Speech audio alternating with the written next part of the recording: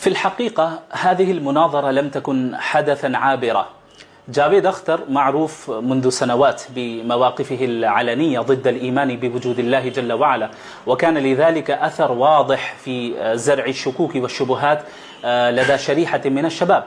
من هنا رأينا أنه من الضروري مواجهة هذه الأفكار مواجهة علمية هادئة، لا بالخطاب العاطفي ولا بالهجوم الشخصي، بل بالحجة العقلية الرصينة. والحمد لله أظهرت هذه المناظرة أن الإيمان بالله ليس موقفا عاطفيا، بل هو موقف عقلي ومنطقي متماسك، كما قال الله جل وعلا: قل هذه سبيلي أدعو إلى الله على بصيرة أنا ومن اتبعني.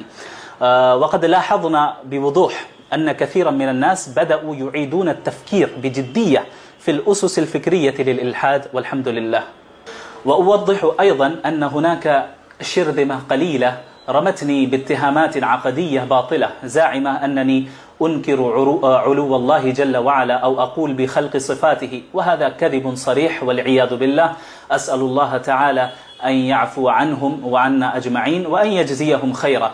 أنا أؤمن بعلو الله جل وعلا، علو الذات والمكانة، وأثبت صفات الله جل وعلا كما وردت في الكتاب والسنة من غير تشبيه ولا تعطيل ولا خوض في الكيفية، على منهج أهل السنة والجماعة. نريد أن نؤكد بكل وضوح أننا لا نمتلك أرقاما رسمية أو بيانات موثقة يمكن الجزم بها، لذلك لا نبالغ ولا نروج أرقاما غير مؤكدة.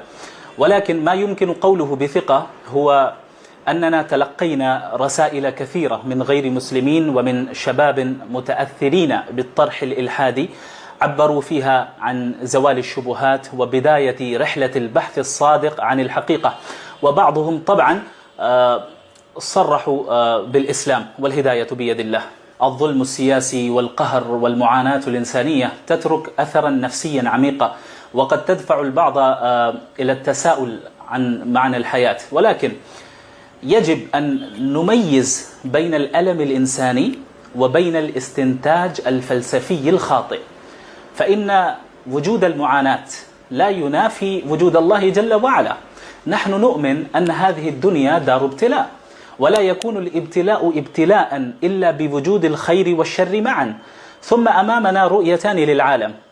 الأول الرؤية الأولى هي الرؤية الإلحادية، تقول الإنسان يتألم ثم يموت ولا معنى لمعاناته ولا تعويض عنها.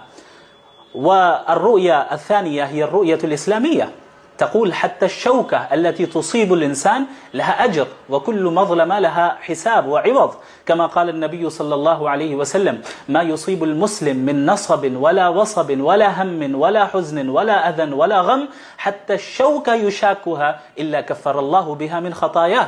فالسؤال الحقيقي هنا: أي الرؤيتين تأخذ معاناة الإنسان بجدية حقيقية؟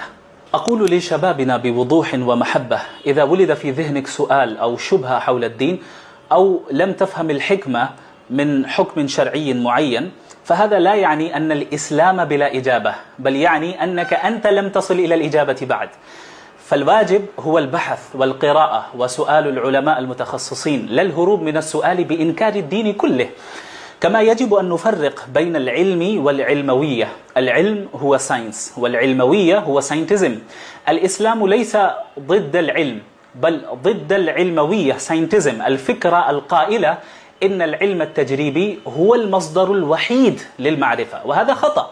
نحن نؤمن أن مصادر المعرفة عديدة، مثلا الحس والتجربة، العقل والاستدلال، وأعلى من ذلك كله وحي الله جل وعلا، وهو أدق مصدر للمعرفة. ومن المهم جدا أيضا أن نجيب عن أسئلة الشباب بهدوء واحترام وأسلوب أكاديمي، لا بالتوبيخ أو التخوين، لأن السؤال الصادق طريق إلى الهداية لا إلى الضلال.